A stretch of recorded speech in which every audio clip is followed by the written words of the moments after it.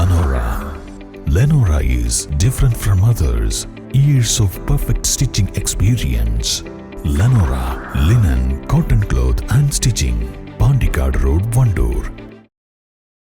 Nilambur bypass road നിർമ്മാണത്തിന് ധനാനുമതിയായി. Bypass road നിർമ്മാണത്തിന് 227.18 കോടി രൂപയുടെ പദ്ധതിക്ക് ധനാനുമതി നൽകിയതായി ധനകാര്യ വകുപ്പ് മന്ത്രി കെ എൻ ബാലഗോപാൽ അറിയിച്ചു. നിലമ്പൂർ ജ്യോതിപ്പടി മുതൽ മുക്കട്ട വരെയും മുക്കട്ട മുതൽ വെളിയംതോട് വരെയും 2 ഘട്ടമായാണ് ബൈപ്പാസ് റോഡ് നിർമ്മിക്കുക. പദ്ധതിക്കായി നിലമ്പൂർ താലൂക്കിലെ 10.66 ഹെക്ടർ ഭൂമിയാണ് ഏറ്റെടുക്കേണ്ടത്.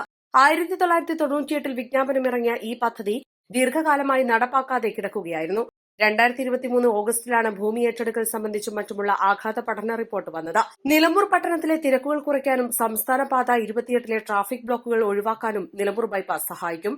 കേരളത്തിലെ പ്രധാനപ്പെട്ട സംസ്ഥാന പാതകളിൽ ഒന്നാണിത്. തമിഴ്നാട്ടിലേക്കുള്ള ടൂറിസ്റ്റുകളുടെ യാത്രയ്ക്കും മറ്റും ഈ പാത കാര്യമായി ഉപയോഗിക്കപ്പെടുന്നു. ഊട്ടി ഗൂഡല്ലൂർ യാത്രകൾക്കിടയിൽ നിലമ്പൂരിൽ കുടുങ്ങുന്ന ടൂറിസ്റ്റ് വാണിജ്യ വാഹനങ്ങളുടെ നീണ്ട നിര ഇല്ലാതാക്കാൻ നിർദ്ദിഷ്ട ബൈപ്പാസിന് കഴിയും.